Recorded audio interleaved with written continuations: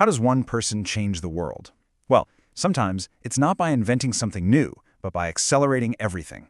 This is the story of how one man managed to squeeze an entire era of history into just over a decade. Everything kicks off right here. The year is 334 BCE. A single army is crossing a narrow strait of water, the Hellespont, leaving Europe for Asia. This one move, it's gonna set off a shockwave that will completely redraw the map of the ancient world. And here's the part that's just mind-blowing. The man leading this invasion was only 22 years old. Think about that. At an age where most of us are just figuring things out, he was getting ready to take on the world's reigning superpower. And he wasn't exactly starting with a stacked deck. His kingdom, Macedon, was more of a regional power, kind of scrappy. But across the water, that was the achievement Persian Empire, a colossal superpower that stretched across 3 continents and had been the dominant force for 200 years. And the result of this showdown? It was staggering. In just 13 years, a political structure that seemed permanent, that seemed like it would last forever, would just be gone. That kind of rapid collapse is almost unheard of in history. So how on earth was this even possible? Well, here's our game plan. We're going to start with the incredible weapon he inherited. Then we'll see how he locked down his home base before turning to his strategy for taking down a giant. We'll look at his attempt to build a new world from the ashes, see where he finally hit his limits, and then we'll talk about what it really means to compress an entire era. First things first, we have to talk about his father, Philip II. You see, Alexander didn't build this incredible army from the ground up. He inherited it. He was handed one of the most deadly and effective military systems ever designed. And this really shows the massive change Philip made. Before him, Macedon relied on guys who were farmers most of the year, called up to fight when needed. Philip turned that into a professional, full-time, year-round fighting force. This wasn't just an army, it was a lethal, coordinated system. And the system had 3 revolutionary parts. First, the sarissa, this massive, 6-meter-long spear that kept the enemy way out of reach. Second, the phalanx, a super-disciplined formation that turned his infantry into a moving wall of spear points. But the third part was the real secret sauce, coordinating that unstoppable infantry with lightning-fast, heavy cavalry to pin the enemy down and then deliver a knockout blow. But then, just as this war machine is perfected, Philip is assassinated. So Alexander, at just 20 years old, inherits this amazing weapon, but he also inherits a world on fire. Rivals are plotting, the Greek cities smell weakness. He's been handed the keys to a Ferrari, but the whole neighborhood is trying to tear it apart. So, what's his first move? Does he immediately look east to Persia? Nope. He looks south, to his own backyard. He knows instinctively that you can't project power across the world if your own foundation is cracked. And he moves with just brutal speed and efficiency. Any Greek city that thought this young kid was a pushover got a rude awakening. He absolutely crushes a rebellion in the city of Thebes to make an example. And well, the rest of Greece fell in line pretty quick after that. The home front was secure. Okay, with Greece now unified, more or less behind him, he finally turns that war machine east. And this is where the story shifts. It's no longer about internal politics. It's about taking on the greatest empire on the planet. I mean, just look at this. The sheer difference in numbers it's insane. By any normal military logic, this invasion should have been a complete disaster. The Persian Empire, under Darius III, could put armies on the field that were multiples larger than Alexander's entire force. But this is the core idea, the strategic genius that defined Alexander. He understood that a huge, lumbering force is actually vulnerable if it can't act as one. His smaller army was a finely tuned system, and he was about to use its precision to pick apart Persia's raw size.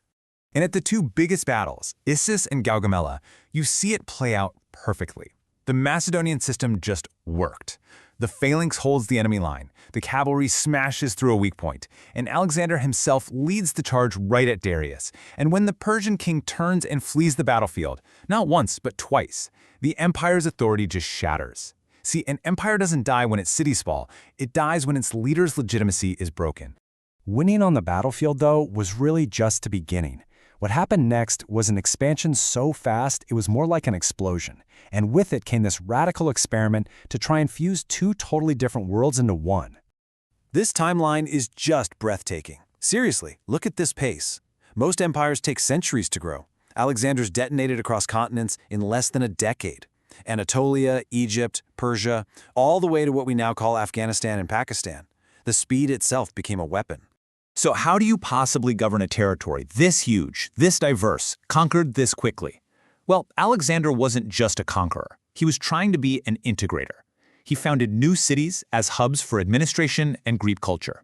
He started adopting Persian customs. He married a Bactrian princess, Roxana, and pushed his own man to marry into the local elite. It was a conscious effort to create a new hybrid world. But even the most powerful force in the world, the most incredible momentum, eventually hits a wall. And for Alexander, that wall wasn't another army. It was the physical and psychological limits of his own soldiers, and ultimately, of his own life. After almost 10 years of non-stop marching and fighting, after crossing deserts and climbing mountains, his own veteran soldiers, they just had enough. At the Hyphasis River in India, the war machine finally sputtered to a halt. The system was perfect, but the men inside it were only human. He turned back, but just a few years later in Babylon, he got sick and died. He was 32. The single force, the engine at the heart of this massive new world, was just gone. And he left no clear successor to take his place. So, if the empire he built just fragmented the moment he died, does that mean it was all a failure? Not even close. To really get his impact, you have to look past his own life and see the permanent changes he left behind. And this brings us to the big idea of this whole explainer, what we can call historical compression. Alexander took all these historical processes, cultural mixing, political change, economic shifts, that would normally take centuries to play out, and he crammed them into 13 years. He basically put history on fast forward. Because even though his personal empire didn't last, the shockwave did. The Persian Empire? Gone for good. The Greek language? It became the language of trade and scholarship across the known world. A new, blended Hellenistic civilization was born, mixing East and West. The very political map of the world was torn up and redrawn, and it would never be the same again. And this really is the best way to think about it. He wasn't just a general who won some battles. He was an architect. He tore down an ancient building and laid a completely new foundation. And everything that came after had to be built on the ground that he had so quickly and so violently rearranged.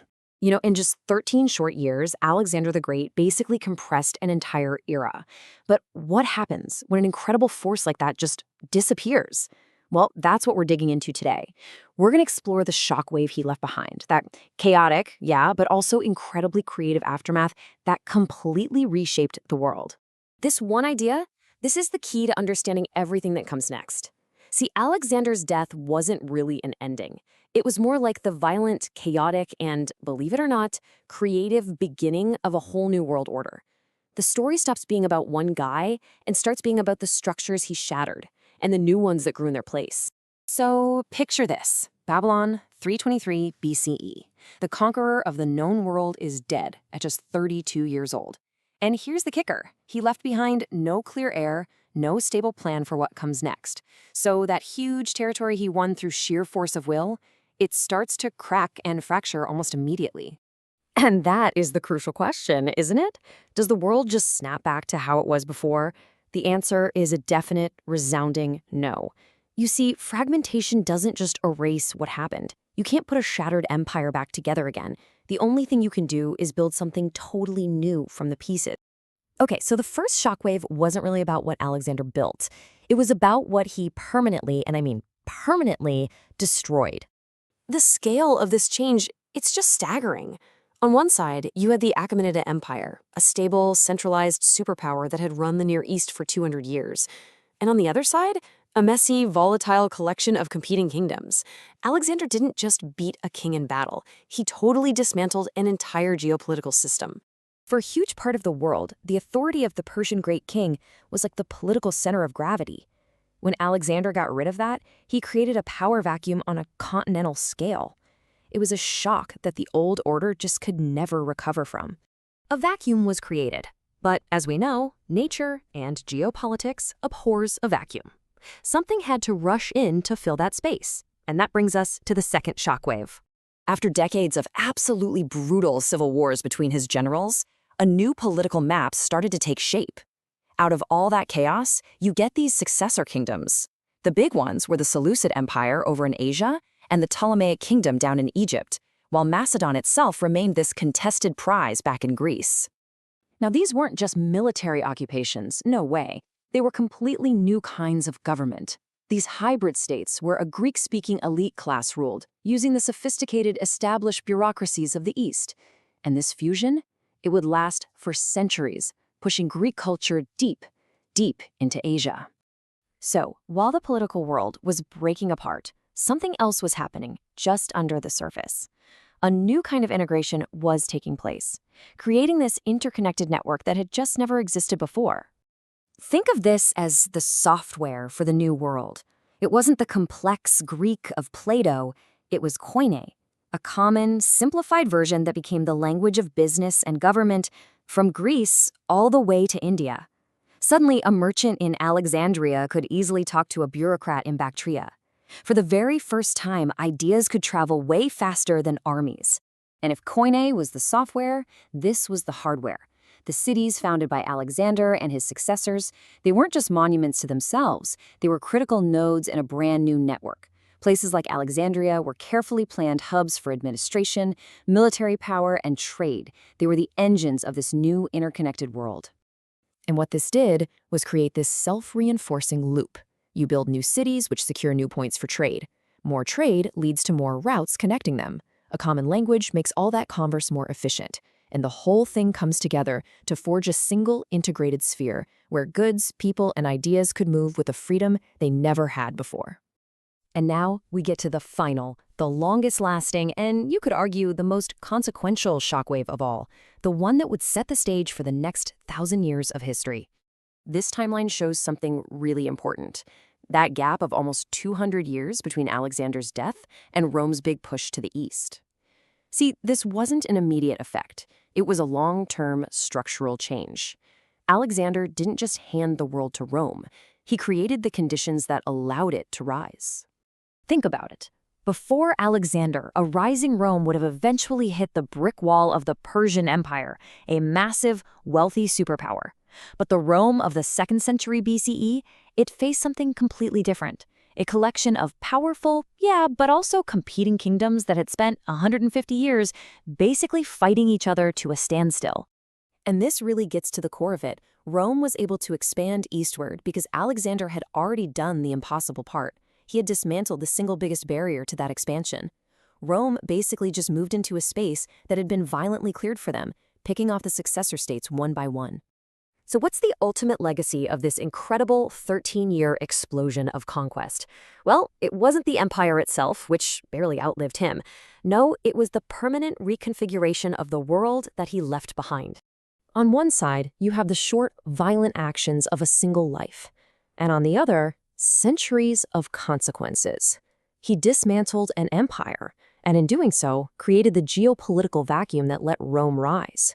He founded new cities, and those became the nodes of a new, interconnected network. This new structure, it became the bedrock for so much of what came next. Take early Christianity, for example. It spread so fast because it moved through these Hellenized cities, using the network of roads and the common Greek language that Alexander's shockwave had created. The infrastructure was already there, just waiting. Alexander the Great might have only ruled for 13 years. But the framework he accidentally created became the stage for the next several centuries of history. He didn't just conquer the world, he completely rearranged its architecture, and that is a legacy far, far greater than any single empire. All right, let's dive into a really fascinating what if. We're going to explore a quiet but absolutely profound shift in history. What happens to the ancient world when its most famous conqueror just isn't there? What does Macedon even look like without Alexander? So, let's set the scene. The year is 336 BCE. King Philip II of Macedon. He's just been assassinated. Now, in our history, his son Alexander secures the throne with terrifying efficiency. But in this timeline, that son, he just doesn't exist. There is no Alexander the Great. Now you might think the world would just shatter with a huge explosion, but the change isn't some dramatic collapse. It's actually much quieter, more subtle. The world doesn't end with a bang. It just veers onto a completely different track, all because one person is missing from the picture. You see, Philip built this incredible thing, a revolutionary army, A powerful state, but here's the catch. A system is only as good as its continuity. Power, when it has no clear line of succession, it fractures. And without an obvious heir, Philip's perfectly designed system, it starts to crack. Philip's machine of conquest, the army, the administration, it's all still there, ready to go. But a system, well, it's pretty useless without its operator. The result is an immediate power vacuum. And we're not just talking chaos. This is a systemic breakdown of command. The nobility splits into factions, the generals all start playing for themselves, and all the while, those Greek city-states that were just recently conquered, oh, they're watching. They're smelling weakness, and they are calculating their next move. Okay, and here is the absolutely crucial point. It isn't about an immediate spectacular collapse of Macedon. No, it's something way more insidious. Delay. Without a single ruthless leader like Alexander to take charge, Macedon hesitates. It loses its momentum. And in the high-stakes game of ancient geopolitics, that loss of momentum changes everything. Delay becomes destiny. So while Macedon is getting tangled up in its own internal squabbles, the Achaemenid Persian Empire is experiencing the complete opposite, the power of inertia. It's this vast functioning system that, without a big external threat, just keeps on chugging along. And right here, this is the fundamental difference. Our history is defined by shock. Alexander storms into Asia, wins these insane battles, and just breaks the Persian superpower. In this alternate timeline, none of that happens. The system just continues, defined by its own inertia. And because there's no invasion, that huge Persian administrative machine just keeps humming. Darius III isn't running for his life from battle to battle. He's sitting comfortably on his throne. Taxes get collected, governors govern. Time in this scenario is on the side of the bigger, more stable structure. Okay, so let's swing our focus back to the Greek world. What happens to Philip's incredible army, this machine that was built for one thing, conquest, when there's no great campaign to launch? All of Macedon's military power, all that ambition, it doesn't just vanish into thin air. If it can't be pointed outward against an enemy like Persia, well, it turns inward. The stress starts to build up inside the Hellenic world itself. So, instead of some glorious conquest of Asia, what you get is a nasty cycle of internal conflict. Idle armies are dangerous things. They need a purpose, and that purpose becomes fighting other Macedonian factions or putting down new Greek rebellions. The result is exhaustion, not expansion. The political divisions that always defined Greece, they just keep going. And this leads us to what is maybe the most profound consequence of all.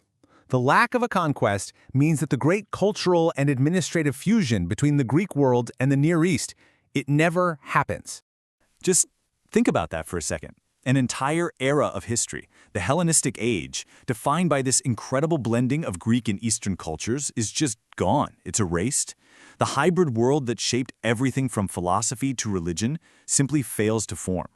That chain reaction that defined our history is stopped dead in its tracks. Without a conquered empire, there's nothing for Alexander's generals to carve up. You get no Ptolemies in Egypt, no Seleucids in Asia. The entire political map of the next 3 centuries looks completely different. The divergence is just systemic. In our world, Koine Greek became a common language, and amazing new cities like Alexandria created a new global network. But in this world, those systems stay separate. Culture, language, and power, they all evolve on parallel tracks, but they never integrate. So, let's step back and take a look at the new geopolitical landscape that emerges from this one single point of failure. It's a world that never experienced that massive, rearranging shockwave of Alexander's conquests. By 300 BCE, the world map is just profoundly different. Our history shows fragmented Hellenistic kingdoms and an open road for Rome to expand eastward. This alternate timeline, it looks a lot more like 400 BCE. You've still got a powerful Persia in the east and a divided, bickering Greek world in the west. Continuity has won out over disruption. You know, Alexander was an accelerator. He crammed centuries of gradual change into a single explosive decade. Without him, history doesn't stop, it decompresses. And that's really the heart of it. The old systems, a powerful Persia, a divided Greece, they persist. That great fusion of East and West fails to ever ignite. The ancient world just continues on a path defined by continuity, not by some revolutionary reset. But a slower history isn't necessarily a more stable one. The pressures are still there. The ambition is still there. So it leaves us with one final fascinating question. If not a Macedonian shockwave, what force will eventually come along to break this old world order? Now that is something to think about. So what if history's greatest conquerors just never was? Philip of Macedon dies, but there's no Alexander to take his place. That massive shockwave of conquest that completely reshaped the ancient world, it just never happens. So what's left in the silence? Let's dive in and explore a history that could have been. And this, right here, is the central idea for this whole alternate history. You see, in our timeline, Hellenism created this kind of cultural superhighway, a direct route connecting the Mediterranean all the way to Central Asia. But in this world, that highway was never built. Now, don't get me wrong, there are still roads, of course. They're vibrant, they're busy, but they're all local. They just don't connect up. They all lead to completely different places. And this slide really shows you that fundamental split. Our history is a story of violent, rapid fusion, a total system reset, you can say. This alternate history, though, it's all about continuity. Civilizations just keep on evolving gradually, in parallel. They're powerful, sure, but they're separate. And this creates a world of what you might call intellectual islands. And the very first barrier between these islands? It's the most basic human tool of all. Language. You know, in our world, Alexander's conquests spread Koine Greek, which was a simplified, kind of common version of the language across 3 continents. It became the language of empire, of philosophy, of trade. But in this timeline, that linguistic glue is just gone. Greek stays a local dialect, really only spoken around the Aegean.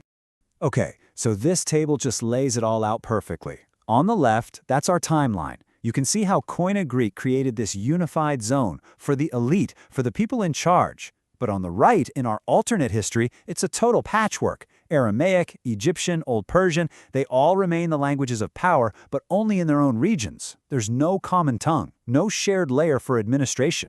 And the consequence of that is just profound. I mean, imagine ideas that once traveled at the speed of a courier now hitting a hard stop, a roadblock at every single border. Philosophy, mathematics, even basic government techniques, they're all trapped inside their own language bubbles. The world never gets that intellectual superhighway. It's just a bunch of disconnected local roads. And you know, this lack of connection has another massive consequence.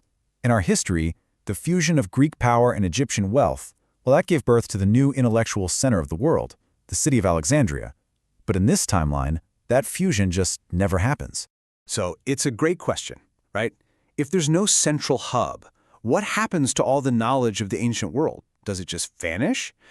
Well, no, not exactly. But it becomes something very, very different. So instead of one great center, knowledge just develops in these regional pockets. And it's still brilliant stuff. You've got Babylonian astronomers mapping the stars, Athenian philosophers debating in the agora, Egyptian temples protecting centuries of wisdom. But, and this is the key, they're all doing it in isolation. There's no central point pulling all of these different threads together. And this means the Great Library of Alexandria is never founded. I mean, think about that. The very idea of a universal library, a single place to collect, translate, and synthesize all of human knowledge, that was a hallmark of the Hellenistic age, and it just never even comes to be. Now, this fragmentation doesn't just affect old knowledge. It completely shapes how new ideas are created. So what happens to science when the scientists, well, when they can't talk to each other? You know, geniuses like Euclid or Archimedes, they might still exist. Of course, but just imagine them working in a complete vacuum. A major breakthrough in geometry over in Athens might never ever reach a physicist in Syracuse. Their discoveries would be like these brilliant flashes of light in the dark, but they would never combine to actually illuminate the whole world. And that really is the core problem here. You see, scientific progress isn't just about individual genius. It's about the network. It's about building on what other people have done, about ideas circulating quickly. Without that network, the engine of discovery itself just slows to a crawl. The impact of this fragmentation, it doesn't just stop there. It ripples out for centuries. So what happens when major new religions and philosophies are born into this disconnected world? I mean, how do they even spread? So in our timeline, the translation of the Hebrew Bible into Greek, the Septuagint, was a huge deal. It made Jewish theology accessible to the entire Mediterranean. But in this alternate history, that just never happens. There's no Hellenistic Egypt, so there's no big Greek-speaking Jewish community to fund that kind of project. So when a new religion like Christianity comes along, it's basically trapped. It hits a linguistic wall, and its spread is slowed way down, confined mostly to its region of origin. And this lack of integration, it goes way beyond language and religion. It reshapes culture itself. Art, architecture, philosophy. The great melting pot that was the Hellenistic world, well, it simply never ignites. Our history is just defined by this kind of fusion. I mean, you can literally see it. Greek styles shaping Buddhist art in what's now Afghanistan, or the creation of these hybrid gods like Serapis. But in our alternate timeline, cultures stay pure, but separate. They're powerful, they're sophisticated, but they evolve on these parallel tracks that just never really meet. So, what's the final picture? What does this world without Alexander actually look like? It's not a worse world, not necessarily, but it's definitely a quieter, more fragmented one. A world of powerful, self-contained cultural islands, all separated by this sea of linguistic and intellectual distance. And this slide really captures that whole systemic shift. Hellenism was a force of disruption, fusion, and acceleration. This alternate world is defined by the exact opposites: continuity, fragmentation, and gradualism. History literally slows down. It loses that explosive, world-changing shock of Alexander's conquests. The great civilizations of the Mediterranean and the Near East, they keep growing, but they grow apart. They evolve in parallel, not in concert. I mean, there's trade, yeah, there's contact, but there is no deep structural integration. The ancient world is just quieter, less synchronized, kind of like a symphony with no conductor. And so this is what we're left with. The absence of one person at one critical moment didn't stop history. But it did remove the catalyst for fusion, that fire that was supposed to forge a new, interconnected world. It never even ignited. Instead, the old worlds were just allowed to continue, side by side, drifting quietly into their own separate futures. So imagine the Roman Republic. It's victorious, it's disciplined, and it's absolutely ready to expand. In our own history, it looked to the east and saw a golden opportunity. But here, we're going to explore a world where it looked east and saw an ancient power that simply never fell. A world where Rome's destiny, well, it wasn't entirely in its own hands. This one sentence, this is it. This is the key to understanding everything that's about to unfold.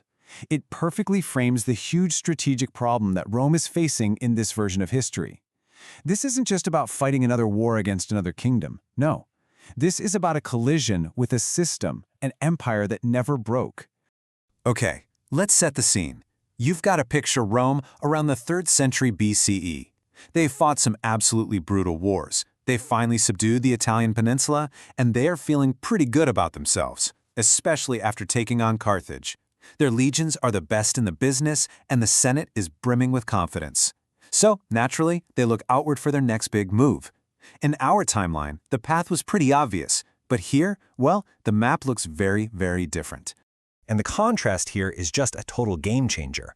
See, in our history, Rome looked east and saw a bunch of fractured, bickering Hellenistic kingdoms. They were weak, they were divided, and they were basically ripe for the picking, one by one. But in this timeline, there was no Alexander the Great. So what Rome sees instead is one unified, incredibly formidable Persian superpower, the Achaemenid Empire, still standing strong. So let's really dig into what Rome is up against here. This wall of continuity, it's such a perfect phrase. This isn't just another empire. We're talking about a deeply rooted, highly advanced imperial system that's had centuries more to get its act together, to stabilize, to compound its power, all without being interrupted by some Macedonian invasion. Unlike those squabbling successor states from our timeline, this empire has incredible stability and what military folks would call strategic depth. It has a bureaucracy that actually works, it can collect taxes efficiently from a huge population, and its military command structure has been tested and refined for generations. This is, in every single way, a peer competitor. And here's the crucial point. Rome's favorite playbook, their classic divide and conquer strategy, you can just throw that right out the window. It's completely useless here. There are no internal fractures to exploit, no rival kings to play off against each other, and definitely no invitations to help out in a messy civil war. There's just one single, coherent, and absolutely massive state.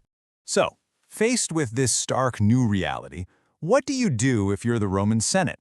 Well, you're forced to do something pretty fundamental. You have to rethink the entire nature of expansion. All the old tricks, all the formulas that worked so well in Italy and against Carthage, they just don't apply to the East anymore. And this really gets to the heart of their new math. A war with Persia wouldn't be a simple campaign. It wouldn't be over in a season. It would be a total, grinding collision of two massive systems. A war of attrition against a power with what seems like limitless manpower. The potential cost is just way too high, and that forces a massive strategic pivot. So the path of least resistance is no longer East. The rewards are just too uncertain, and the risks are, well, they're astronomical. So Rome, always the pragmatist, turns its attention to what it can do. It focuses on locking down the Western Mediterranean, places like Iberia, North Africa, and Gaul. Now, these are still tough campaigns, don't get me wrong, but they're manageable. They don't involve betting the entire future of the Republic on one single, massive war. This one strategic decision doesn't just change Rome's to-do list. It completely reshapes the entire geopolitical map.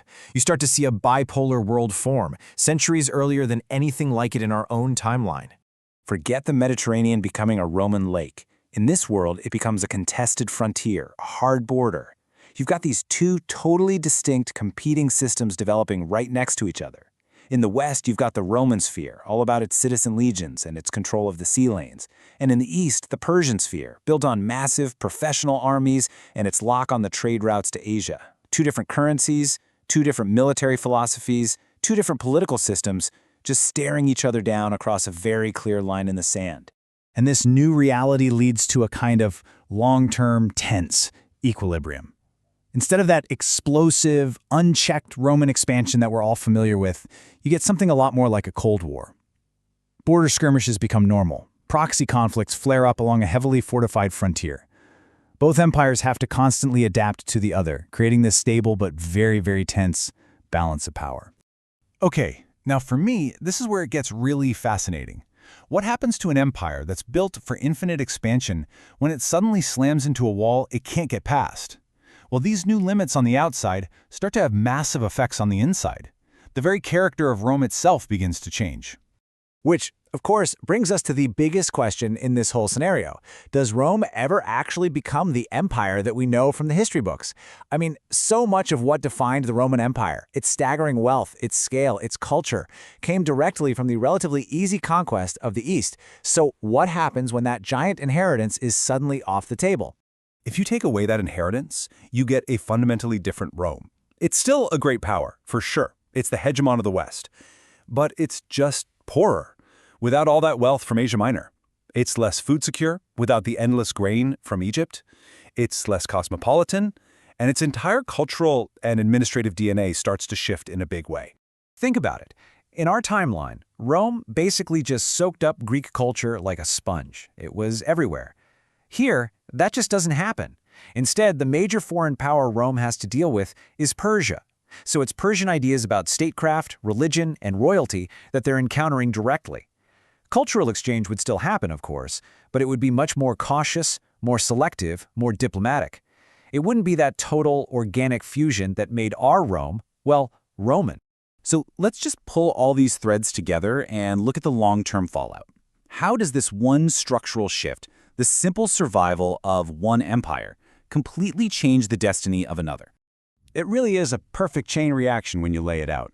Step 1, Persian continuity. That forces Step 2, a Roman recalculation, which leads directly to Step 3, a bipolar world. And the final result of all that? A constrained Rome. A Rome that becomes a mighty regional power, but not the universal empire that dominated our own history. Now, to be perfectly clear, Rome is still a titan. It would likely still dominate Western Europe with its legions and its laws. But it's not the only superpower on the block. It's a power that is shaped and defined by its limits, one that is constantly aware of an equal, ancient rival in the East. Its dominance is always relative, never absolute. And that really leaves us with a final, pretty provocative thought to chew on. We so often think of history as being shaped by these big, explosive moments of disruption. Great conquerors, collapsing empires, revolutions. But maybe, just maybe, a more powerful force is the quiet, persistent continuity of what came before.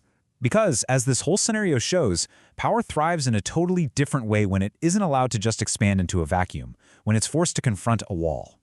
For this explainer, we're asking a pretty huge question. What happens to Asia if it's just left alone? We're diving into a timeline where Alexander the Great never marches east. A world where the great civilizations of the continent get to evolve entirely on their own terms. And that right there, that's the one tiny change that changes absolutely everything. No Macedonian shockwave, no forced Hellenization. The great civilizations of the East simply get to follow their own path, their own unbroken trajectory. So here's how we're going to break it down. We'll start with an unbroken Persian Empire. Then, we'll look at how Central and South Asia evolve without outside influence. After that, we'll see what this means for continental connectivity. And finally, we'll see how this all leads to a very different multipolar world. Okay, so let's kick things off with the Achaemenid Empire in Persia. In our history, it was completely shattered in just a few years, but in this timeline, without that massive threat, it's given the one resource an empire needs more than anything else: time.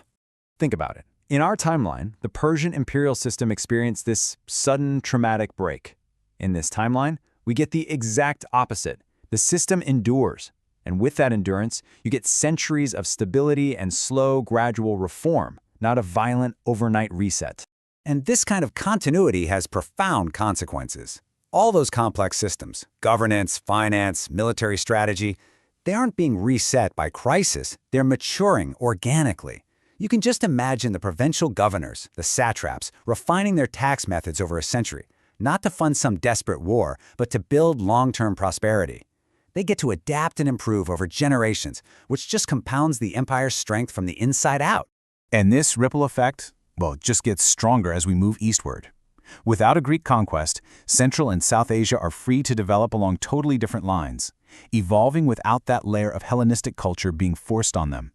In our history, Central Asia became this incredible melting pot, a real laboratory for cultural fusion.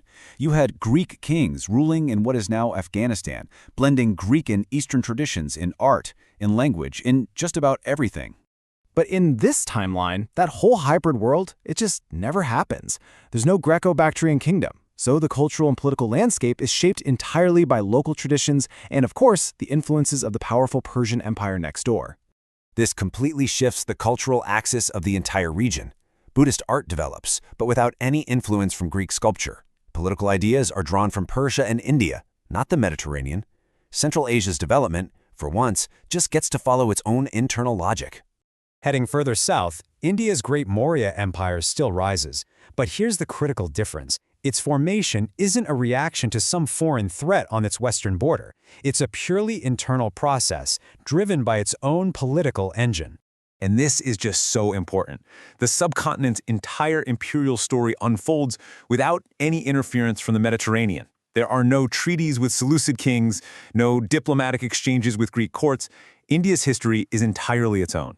So that brings us to our third section. If all these huge regions are developing more independently, what does that actually mean for connectivity? Well, without a unified Hellenistic world to act as a kind of bridge, the links between them develop much, much more slowly. In our timeline, the Hellenistic kingdoms were kind of like the connective tissue for trade and ideas. Without them, that tissue just never forms. Commerce becomes more regional, more fragmented. And that powerful, stable Persia we talked about, it now controls all the central choke points, acting as a gatekeeper instead of a bridge. The result is that the ancient version of globalization slows way, way down. And this has a massive knock-on effect.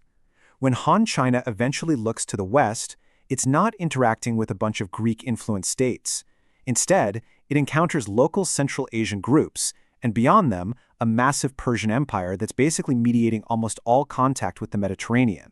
This makes the whole process of exchange way more indirect. Yeah, the great powers of the East and West are still aware of each other, but the flow of goods, ideas, and diplomacy, it's all being filtered through intermediaries, with a very strong Persia sitting right in the middle of it all.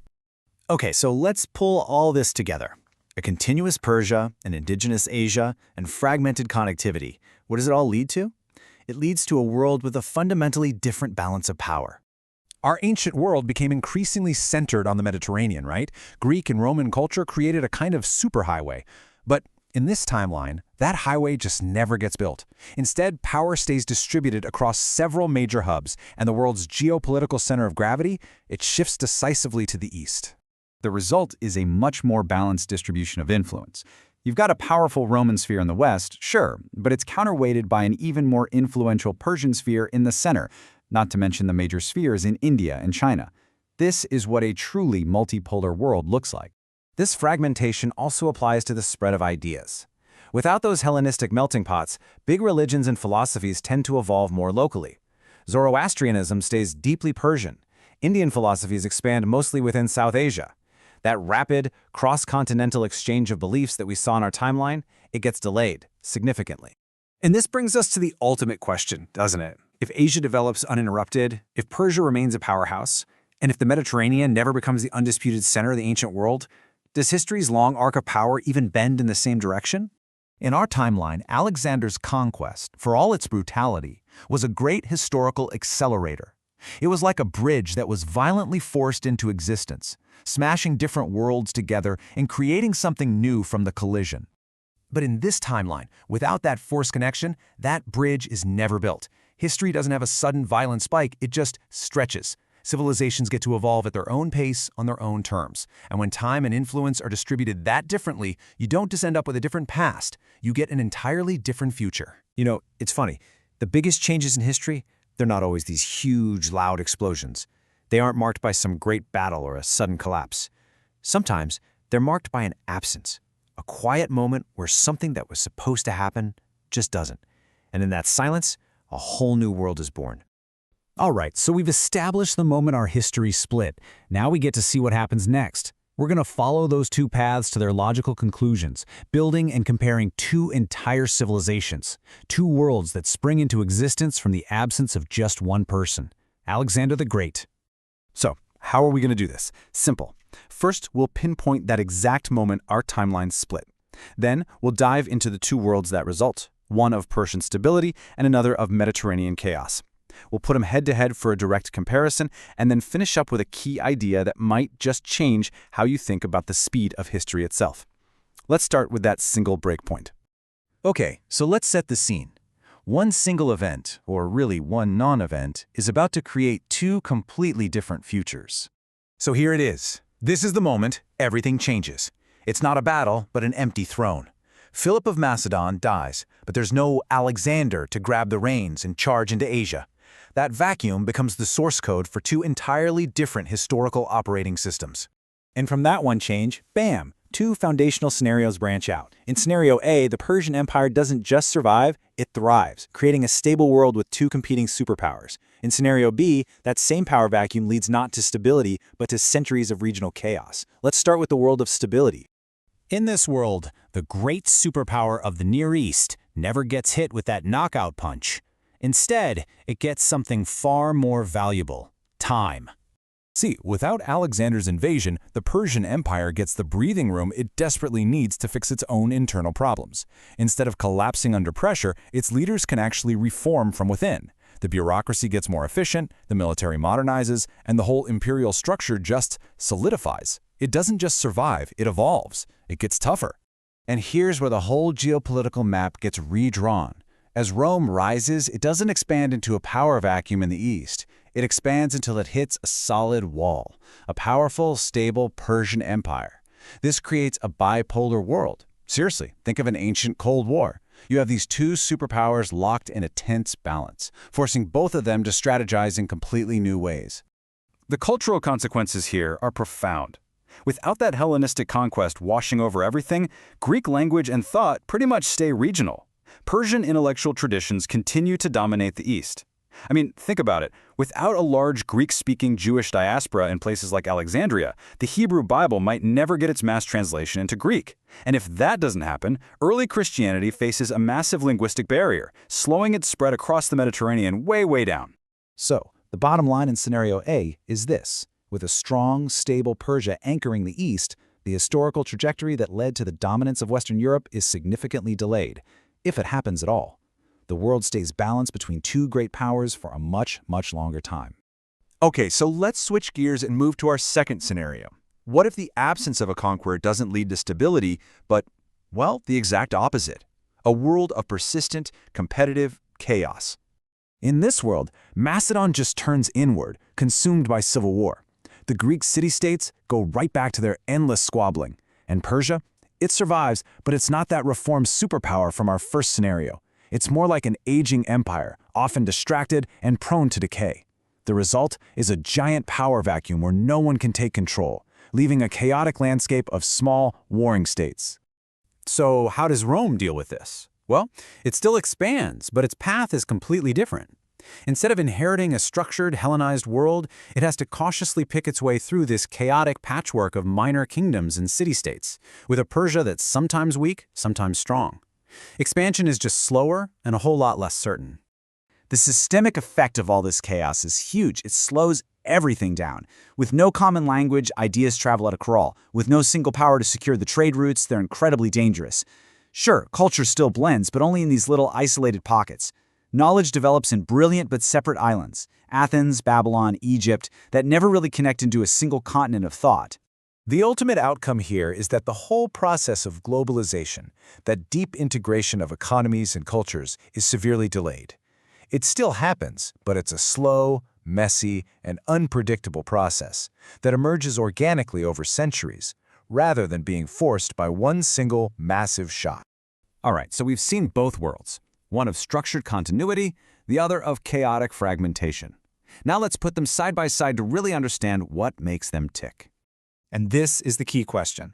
We're not just talking about different kings or different borders here.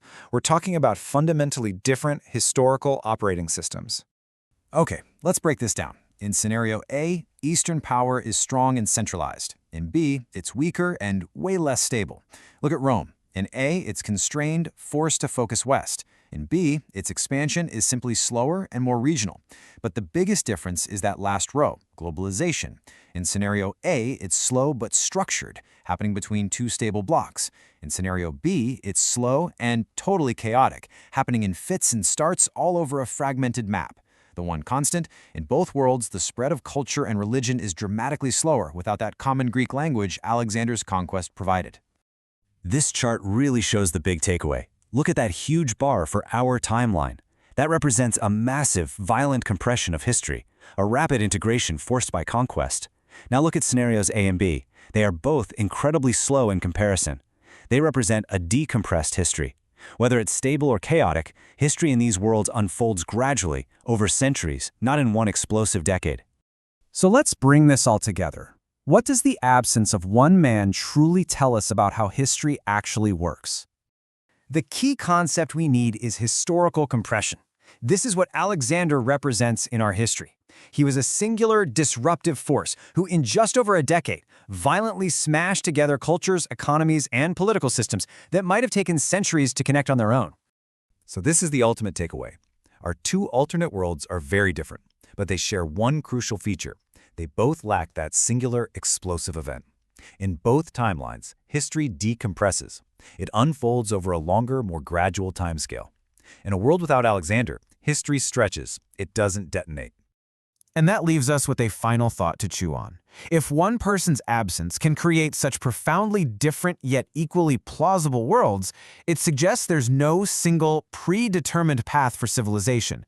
It's a powerful reminder of just how contingent our own world is, shaped not by destiny, but by singular moments of both action and, sometimes, quiet absence. All right, here we are. For 7 parts, we've been walking down this shadow timeline, a path that split from our own way back in 336 BCE. We've watched the ripples spread across centuries. And now, finally, we've reached our destination, our present day, 2026. This is it. This is the final chapter where we get to see the world that might have been. So let's ask the big question one last time. We're past the ancient battles and empires now. The real question is, how did that one single moment, that tiny twist of fate, shape the world that you and I are living in today? What does 2026 actually look like without Alexander the Great? You know, that one divergence point didn't just create one alternate path. It created 2 very plausible, very different futures. So we're going to walk through both of them, comparing 2 completely distinct versions of 2026. Let's get into it. First up, we have scenario A. Let's call it the Persian continuity world. This is a version of 2026 where the Persian Empire was never shattered. Instead, it survived, it evolved, and it created a world with a totally different center of gravity. Just look at this map of power. It's almost an inversion of our own world. In this 2026, Iran, as the direct heir to a continuous Persian civilization, is this stable, modernized anchor for all of Eurasia. And Europe? It never really got it together. Without that unifying pressure from a Roman-style empire, it's just a collection of powerful but separate states. There's no EU. The West is still a major player, for sure, but it has always had to share the global stage with an equally powerful and, frankly, more historically stable East. And the cultural landscape? It's completely transformed. Can you imagine a world where Persian, not English, is the go-to language for trade and diplomacy? That massive fusion of Greek and Eastern ideas we call Hellenism? It just never happened. And because of that, Christianity spreads way more slowly. It becomes a regional faith, living alongside a Zoroastrianism that's still thriving. The world's great ideas, its intellectual currents, they're flowing from totally different sources. And tech? Well, innovation isn't all concentrated in one place. The scientific revolution isn't some uniquely European story. Instead, you've got these major hubs of discovery popping up in cities like Tehran, Samarkand, and Baghdad.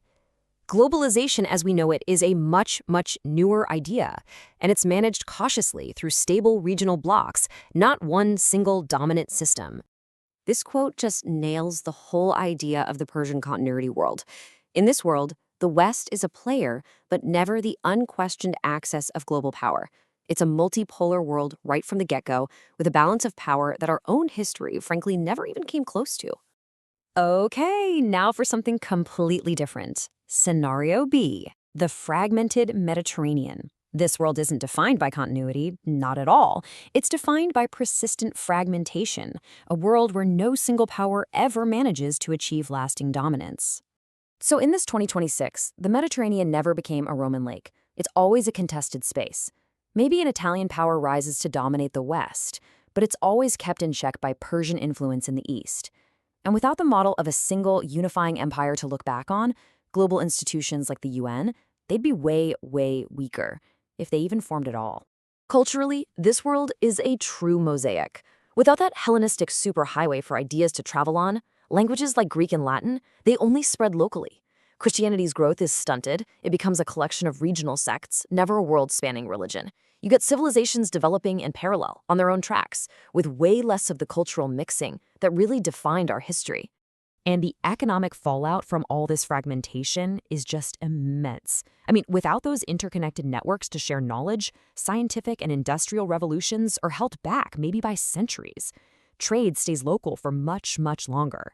In this world, the globalized economy that we take for granted might only just be starting to emerge, a really recent and kind of shaky development. This pretty much captures the spirit of Scenario B. It's not that progress is absent, it's just slow, it's uneven, and it happens in these isolated pockets. It's a world of deeply rooted, independent civilizations, not some interconnected global village. So there you have it, our two versions of 2026. One is stable and anchored, the other is fragmented and chaotic. Now let's put them side by side and really see the contrast. This table really lays it all out. Just look at the line for global power. Scenario A is stable and multipolar with a strong East. Scenario B is just chaotic multipolarity. No one is really in charge. And then technology, Scenario A has this decentralized but steady pace of innovation.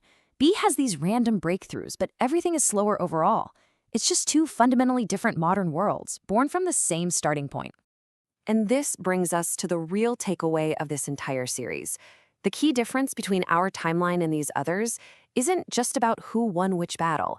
It's about the very pace and texture of history itself. It's about a concept we can call uncompressed history. Think about it. In our timeline, Alexander acted like a historical compressor. He crammed centuries of change, cultural fusion, empires collapsing, the entire geopolitical map being redrawn. He crammed all that into a single violent decade. Without him, history gets to decompress. It unfolds at a more natural, more gradual pace. And the consequences of that decompression touch absolutely everything. Knowledge splinters and diversifies instead of getting synthesized into one tradition. Empires take centuries, not decades, to build. Trade, religion, language, they all lean towards regionalism instead of centralization. And global power, it stays spread out, never concentrating in one part of the world. And that right there is the final, most important point. These alternate worlds, they're not necessarily worse or less developed than ours. They are simply uncompressed. That violent shockwave that reshaped our ancient world just never happens, and it allows history to follow a much longer, more patient path. So, we end on a question for you to think about. In our own history, with its constant rush for progress, for connection, for acceleration, did we trade away a different kind of strength? Is a world that evolves more gradually, with more diversity and less centralization, maybe a more resilient one in the long run? It's something to consider. Thanks for coming along on this incredible journey.